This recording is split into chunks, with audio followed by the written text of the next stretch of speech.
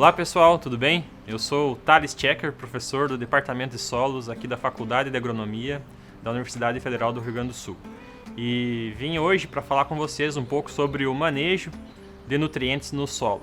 E com foco especial em dois nutrientes que são muito exigidos pelas culturas, mas que existem em baixas concentrações nos solos brasileiros, que é o caso do fósforo e do potássio. O potencial produtivo dos sistemas agrícolas brasileiros é indiscutível, é enorme, tem um grande potencial, mas ao mesmo tempo uma grande dependência dos insumos externos. Só para ter uma ideia, a quantidade de fertilizantes que nós importamos em termos de fósforo chega a 63% utilizado. A quantidade do potássio utilizado no Brasil, 97% vem de fora. E associado a isso, essa dependência dos insumos externos que nós temos ainda uma escassez muito grande prevista para os próximos séculos. O fósforo, por exemplo, em 50 a 100 anos a gente vai chegar provavelmente na máxima extração e produção de fertilizantes fosfatados. O potássio, a gente é o segundo maior consumidor, embora nós tenhamos aí uma reserva global que seja suficiente para quase 5.000, 6.000 anos, pelas estimativas atuais, baseado no consumo do ano 2019. A maior parte dele vem todo de fora. Então nós temos que ser eficientes na utilização desses dois nutrientes, do fósforo e do potássio. E para isso, nós temos que compreender um pouco da dinâmica dos nutrientes no solo. Esses dois nutrientes eles estão naturalmente em baixas concentrações nos solos brasileiros. E é por isso que nós precisamos adubar o solo com fósforo e potássio até atingir um determinado nível de suficiência, onde nós temos a máxima produtividade das culturas de interesse agrícola. O que acontece no Brasil como um todo, nós temos uma especialização dos sistemas de produção, então, com foco na produção ou somente de grão ou somente de produção animal. O sul do Brasil se caracteriza, por exemplo, com uma intensiva utilização das terras agrícolas e uma intensiva produção de proteína animal, mas principalmente carne e porco. Nesse caso, a gente faz sistemas de produção intensivo de grãos, onde a gente importa os fertilizantes que vêm de muito longe para poder produzir grãos intensivamente. Tudo isso vai depois para a alimentação desses animais. E como resultado, a gente tem um acúmulo grande de resíduos em determinadas regiões do sul do Brasil que podem ser utilizados como fertilizantes. Mas isso gera problemas ambientais, porque são áreas concentradas em pequenas propriedades. Por outro lado, nós temos aí no sul do Brasil uma área gigantesca que é cultivada com forrageiras com alto potencial, com plantas de cobertura de inverno com alto potencial forrageiro, que poderiam também ser utilizadas para a produção de proteína animal. E é nesse contexto que se inserem os sistemas de produção agropecuária que nós estudamos aqui na URGS, tanto nos sistemas de integração com bovino ou com ovino. E é nesses sistemas que nós temos uma grande oportunidade de aumentar a eficiência de uso desses nutrientes. Então acompanhe comigo. No sistema de integração de soja com pastagem no inverno, quando nós adubamos a soja com fósforo e potássio no início do seu ciclo, na semeadura, nós temos um aumento da disponibilidade desses dois nutrientes no solo. No seu ciclo, ela vai absorvendo grande parte desses nutrientes e no final, existe a exportação da maior parte desse fósforo e potássio que ela consumiu. Como resultado, nós temos após a colheita da soja, um ambiente já com, de novo, baixos teores de fósforo e potássio, onde a nossa pastagem vai se desenvolver. Por outro lado, quando nós fornecemos o fósforo e o potássio no estabelecimento da pastagem, as plantas forrageiras vão absorvendo esse nutriente, os animais vão consumindo ao longo do ciclo de pastejo, e ao mesmo tempo excretando urina e fezes que contêm grande quantidade desse nutriente que as plantas absorveram. Então existe essa ciclagem mais intensa desse nutriente e ao final do ciclo, o que é exportado de fato é apenas em torno de 5% do que foi adicionado no início da fase de pastagem. A gente tem experimentos aqui na Estação Experimental da Agronomia que demonstra isso por 14 anos.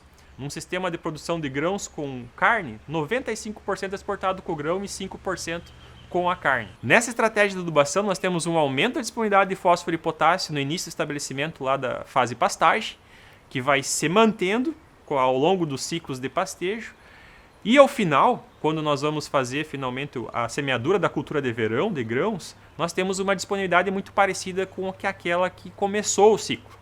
Então esse é um grande benefício, porque nós conseguimos aumentar a produção de forragem no inverno, aumentar a produção de proteína animal e ao mesmo tempo garantir níveis de disponibilidade altos para a cultura de grãos, sem prejudicar a cultura de verão que vai estar inserida nesse sistema de integração. Um aspecto importante para esse tipo de adubação, a gente chama de adubação de sistema, é que nós estamos sempre pensando em favorecer aquela cultura mais responsiva. No caso de sistemas de integração soja-pastagem, a pastagem ela seria mais responsiva do que a soja à época de adubação. Então, por isso, nós temos aí dados de vários anos de condução de experimentos aqui na URGS, demonstrando que a adubação antecipada ou a adubação da fase pastagem, né, trazendo fósforo e potássio, pelo menos parte disso para a fase pastagem, ao invés de adicionar no início da safra de soja, a gente consegue aumentar as produções de forragem, produção de carne, sem prejudicar a produtividade da cultura de grãos. Mas um aspecto importante para que tudo isso funcione é que o solo esteja previamente corrigido. O que isso significa? É que nós tenhamos um manejo da fertilidade do solo até um determinado nível de suficiência. É importante que o solo esteja corrigido quanto à deficiência de fósforo e de potássio para que isso funcione. Se não, obviamente, num sistema onde tem baixa disponibilidade de fósforo ou potássio, ou pelo menos está abaixo do nível adequado, a cultura vai ser sempre mais responsiva à época de aplicação, ou seja, ela vai responder em produtividade quando nós adicionamos o fertilizante na sua semeadura. Então, sistemas integrados, adubação sistêmica tem um grande potencial de aumentar a produtividade dos sistemas agrícolas aqui, agropecuários no Rio Grande do Sul, mas precisamos também ter esses níveis de deficiência corrigidos para que tudo isso funcione. Além disso, nós temos outros benefícios inerentes da adubação desse sistema, que é relacionado com a operacionalidade da adubação. Então, nós temos a opção de adubar numa época de menor demanda de maquinário agrícola na propriedade. Também explorar janelas de comercialização de fertilizantes que são menos concorridas, né? Um preço de fertilizante talvez mais interessante no inverno para poder adubar a fase pastagem. E além disso, a adubação de fósforo e potássio, quando já existe planta, isso aumenta muito a eficiência do uso do nutriente. A antecipação, a adubação desse sistema, ela não pode ser pensada sem ter planta. Tudo isso funciona desde que nós tenhamos planta estabelecida para poder absorver o elemento, evitando perdas, por exemplo, do fósforo por absorção pelo solo ou mesmo perdas por escoamento superficial.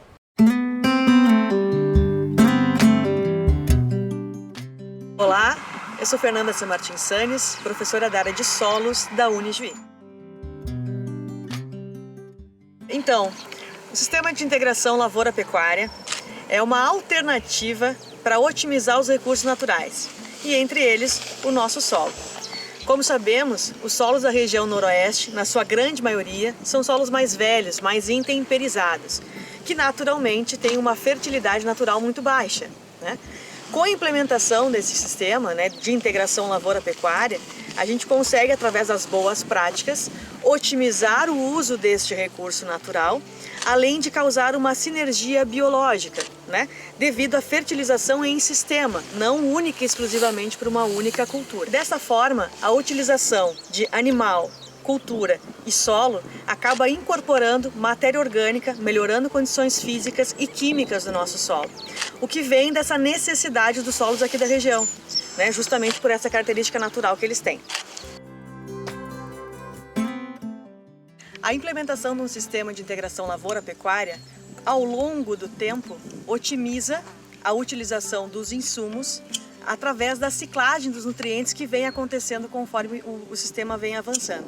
E com isso nós temos uma redução do custo de produção, o que é extremamente interessante, visto a realidade que a gente encontra hoje com o preço dos insumos.